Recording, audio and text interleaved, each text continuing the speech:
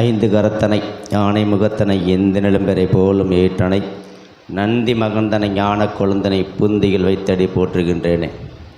தெளிவு குருவு திருமேனி காணல், தெளிவு குருவின் திருநாம செப்பல், தெளிவு குருவின் திருவார்த்தை கேட்டல், தெளிவு குருவின் செந்தில் தத்தானே. அருள்மிகு செந்தில் ஆண்டவரை வணங்கி அருள்மிகு சித்தனுக்கு சித்தனாயத்திலும் எம்பெருமான் அகத்திய பெருமான் திருவடிகளை வணங்கி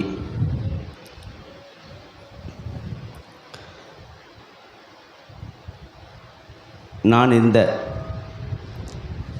என்ற அகம்பாவம் நீங்கி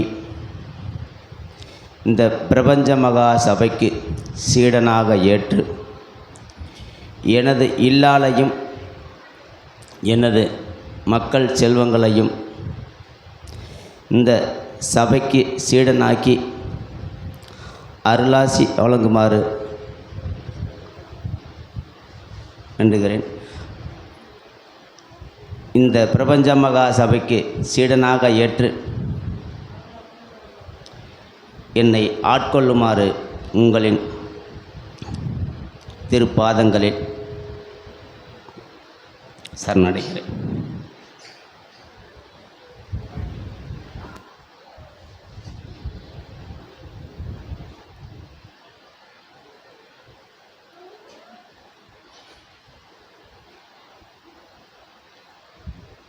சித்தர்கள் கூடி சங்கம நிலையாய் வழிபடும் சிவப்பெரும் சங்கம நிகழ்வு நடைபெற்று கொண்டிருக்கும் இத்தலமதில் ஏற்றமுற லோகங்கள் அனைத்திலும் இருந்து சிவ ஆசிதனை உற்று நோக்கி செவிமடுக்க கேட்டு ஆரவார கோஷங்கள் எங்கிருந்து வருகின்றன என்று அத்துணை ஆற்றல்களும் ஒன்றாக வந்தமர்ந்து கலந்த பிரபஞ்ச கோமாதா பூஜை முதல் அபிடேக நெய்வேத்திய தவ நிகழ்வுகளிலெல்லாம் ஒன்றாக கலந்து சற்சங்க நிகழ்வோடு இருந்து தான தர்ம கைங்கரியம் நடைபெறும் தலமாக இத்தலம் விளங்குகின்ற இச்சூழலில் அன்னதான நிலையில் தன் கரசேவை புரிந்து ஆற்றலாய் கிளை சபையின் சீடனாக சபையின் ஆசான் வழிநடந்து ஆற்றலாய் பிரபஞ்ச மகா சபையினுடைய தலைமை ஆசானுடைய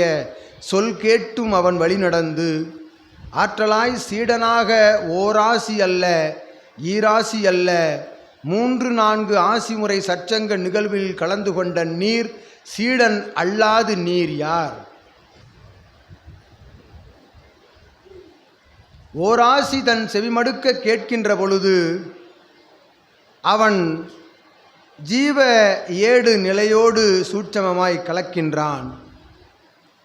ஆதி ஜீவ ஏடிலிருந்து மறு ஆசி பெறுகின்ற பொழுது அவன் வினை படிப்படியாக களையத் தொடங்குகின்றது. ஆசிகளில் கூறுகின்ற ஆகம நெறிமுறைகளை முழு அடிபணிவு சரணாகதி நிலையோடு ஏற்கின்றவன் பிரபஞ்ச மகா சபையினை ஏற்றுக்கொள்கின்றான். அவ்வாறு ஏற்றுக்கொண்ட சபையினுடைய ஆசானை அவன் குருவாக பெறுகின்ற முயற்சிதனிலே பெற விளைகின்ற முயற்சிதனிலே அருட்கொடையாய் அற்புதமாய் மகாசபை நோக்கி வந்து அமர்ந்து பலமுறை தன் கர சேவை கைங்கரிய நிலை புரிந்த நீர் பிரபஞ்ச மகா சபையினுடைய அற்புதமான முதன்மை சீடர்களின் வரிசையில் அமர்ந்திருக்கும் சீடனாவாய் என்று அகத்தியன் நல்ல ஆசி வழங்குகின்றோம். மகாசபையினுடைய சீடனாக வலுப்பெற்று உருப்பெற்ற ஒருவன் அவன் தன் இல்ல நிலைகள் பற்றி எக்கவலையும் எத்தகைய சலன சஞ்சலமும் இல்லாது பிரபஞ்ச மகா சபையை நினைந்து வருகின்ற சீடனது இல்லத்தை கவனிப்பது சிவசபையின் பணி என்று அகத்தியன் யாம் உணர்த்தி அற்புதமாக இறை சபையின் சீடனாக வலம் வரும் யாவரும் அவரவர் இல்லத்தினை சித்தர்களின் கரங்களில் ஒப்படைத்து விடுகின்ற சூட்சம நிலை தொடர்ந்து நடந்து கொண்டிருக்கின்றது.